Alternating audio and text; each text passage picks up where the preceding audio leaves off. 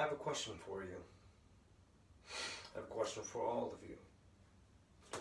And this is a very serious question. This is a question that weighs really heavily on my mind and weighs really heavily on the minds of many, many people.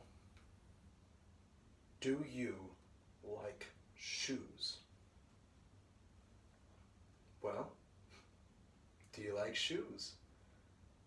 What kind of shoes do you like? Do you like running shoes? Do you like fancy shoes? Do you like the hipster shoes with the leather and the you know, what kind of shoes do you like to wear? What kind of shoes are the most comfortable? What kind of shoes would you want to run a mile or 2 miles or 3 miles, or, you know, run from, you know, Livonia to Plymouth? What kind of shoes would you want to wear? What kind of shoes would you want to walk a mile in? Would you want to wear a pair of shoes that fit you? Would you like to wear a pair of shoes that don't? If you had the choice between wearing a pair of shoes in your closet and a pair of shoes that are in my closet, the chances are they're not going to be the same size. And they're not going to be the same comfort level and the same anything. It's not going to be the same. And you're not going to want to wear my shoes. You're going to want to wear your shoes. I can bet that you would rather walk a mile in your shoes than you would mine.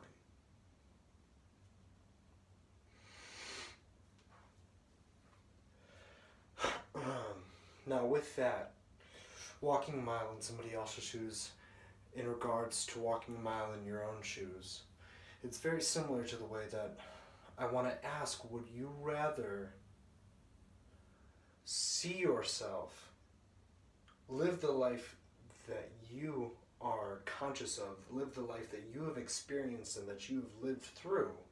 Would you rather live through yourself, or would you live through the life that people think that you have? Because there are two different pairs of shoes. The life that you've lived is the life that you're comfortable in. You know yourself. You're comfortable in your own skin. No matter how much you want to say that, well, maybe I would be better this way, or that, you know, everybody thinks that the grass is greener on the other side, but the fact of the matter is, I can guess that you would rather stay right where you're at, and in the skin that you are already in the mind that you are already in. Charles Horton Cooley, he created a theory inside of the book called Self-Symbols in Society. Well, it was actually referenced, this theory was referenced, and it was Nathan Rosio who wrote this book. But anyways, regardless, okay, the theory basically is called Cooley's Looking Glass Self.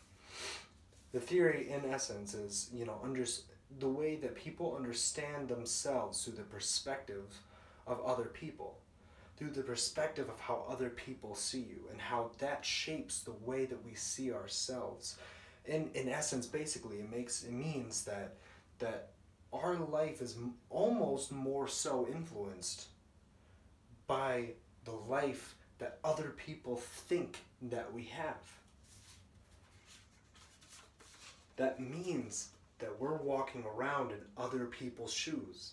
We're walking around in the other person's shoes of what they think that we are like and what they think. And whose would you rather walk in? The three main components of this theory is that we imagine how we must seem to others. Then we imagine and react to what we feel their judgment of what our appearance must be. And then we develop ourselves through the judgment of others. This theory, it fails to weigh in the component of social influence versus people not being shaped by the reflections of others, but the fact that we create this this collective identity of what certain people are like and what certain people aren't, and what is good and what is bad, and what we want to be and what we don't want to be.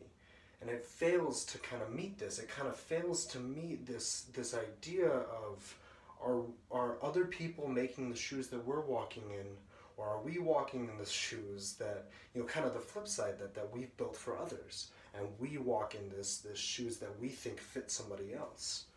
And because it must fit them, we judge ourselves, and it must fit us as well. I want to bring it back, and I want to bring it to the fact that my first question of, do you like shoes, and whose shoes would you rather walk in? Your own or somebody else's? Would you rather walk a mile in your own, or would you rather walk a mile in somebody else's? And what I've kind of come to the conclusion of, and what I think about this theory, is that we don't really get the choice. I believe that we don't get to choose which pair of shoes we walk a mile in, 2 miles in, 3 miles in, from Livonia to Plymouth. That we are either our shoes are built by what other people think will fit our feet, or we put on the shoes that we think will fit everybody else. But sadly, I don't know if we'll ever wear our own shoes. Thank you.